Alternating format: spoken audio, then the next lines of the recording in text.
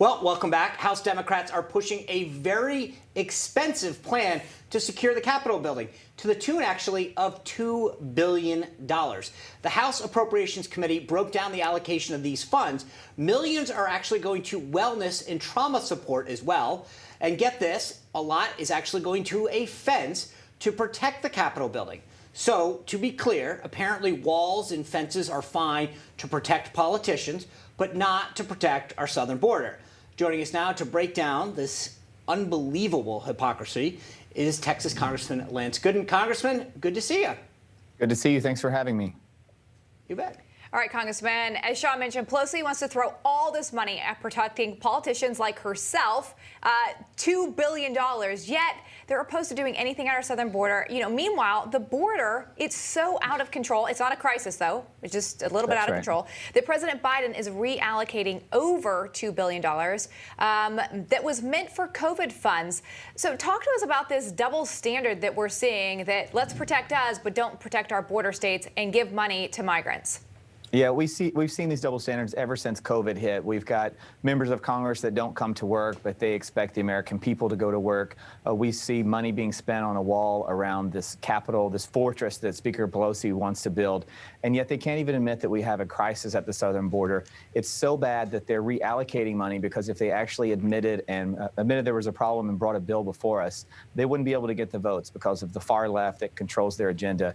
And so what we find is just rampant hypocrisy when we see stories like this. It's frustrating. I believe the American people are disgusted by it, and I want to thank you all for bringing it to light, because we've seen this every day since the Democrats took control.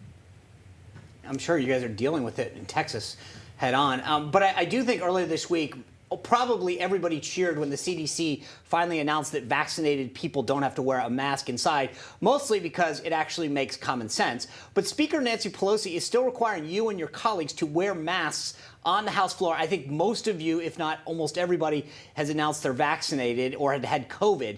And it seems like this is A, more confusing, and B, just virtue signaling by the left. That's right. Everyone cheered except Nancy Pelosi, because she was disappointed. They would love us to stay shut down. They would love us to continue to have to cover our faces and not get back to normal, because getting back to normal would mean letting the American people get to work and opening up the economy, which we all know needs to happen. But here in Washington, we're seeing continued virtue signaling. They don't follow their own science. We've heard Democrats talk about how we should follow the science for all these months. And now that the science is telling them something that contradicts their message, they're not really interested in following that science. So it's not a surprise, but it is frustrating. And I think members are getting tired of it as well. But the American people see this across the nation. Democrat-run states are not now following the science. You look at places like Texas, where we've been open and free for many months now. We've had 0 COVID deaths in the last 24 hours, I understand. The economy is booming, and Texas is back in business, much like Florida and other places that have said we're going to move forward. We don't want to hold back like other Democrat-led states. Right. Yeah, it was amazing to see that report and to see that Texas is doing so well. I remember when your Governor Abbott, he removed the mask mandate, and President Biden called his move a Neanderthal thinking and made fun of him. It seems like Democrats' approach is one size fits all for the entire country, for every state. But now that's proving that doesn't work, and they're having a hard time accepting it. They are. And, if Donald Trump had called someone a Neanderthal, he would have been called mean and hateful. But Joe Biden does it, and he gets a pass. And I think it's insulting to the American people, especially Americans in my state of Texas, when we're called Neanderthals because we want to get back to work. We want to open up our schools. We want to return to normal life.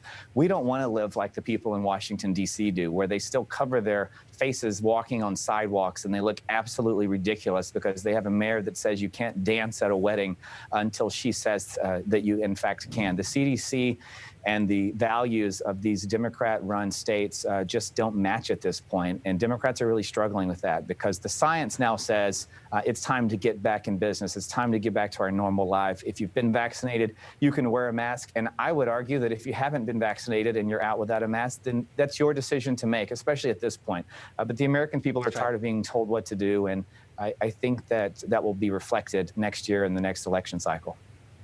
I hope so, too.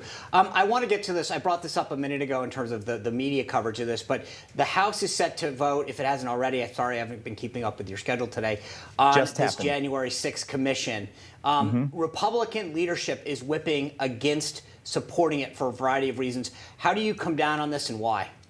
I'm against it for a number of reasons. To start out with, it was not bipartisan. Speaker Pelosi said she was working with Republicans. She found one Republican that she would not name that she was working with quietly. And she was not working with Republican leadership. And when she finally found a Republican to deal with, she then said it was bipartisan. There's no end date on this. Democrats are saying it will expire in December. In December, we'll be facing a budget crisis. We'll probably be voting to extend the budget or stay through Christmas. And so Speaker Pelosi would love for us to have to force a last-minute vote and carry this commission through the next year when we're getting into election season. The last thing Democrats want is for the American people to move on from January 6th of this year. They want us to talk about it into next year, into the next election cycle.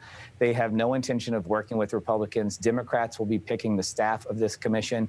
And also keep in mind, there are other investigations already going on. Remember, there was an impeachment hearing. We had a trial. There was a full-fledged impeachment trial that happened earlier this year. And remember, that was supposed to be a serious investigation. Are Democrats now saying that impeachment was not serious? Because I think now they are realizing that the American people have moved forward. When you leave Washington, people are not talking about January 16th. But when you get back to the Capitol, Democrats are clamoring to keep it front and center in the news. Thank you for sharing that perspective with us. It's important that people know it because I don't think you're getting that from the mainstream media. Congressman Gooden, thank you for being here. Continue to stay safe. You too. Take care. You bet.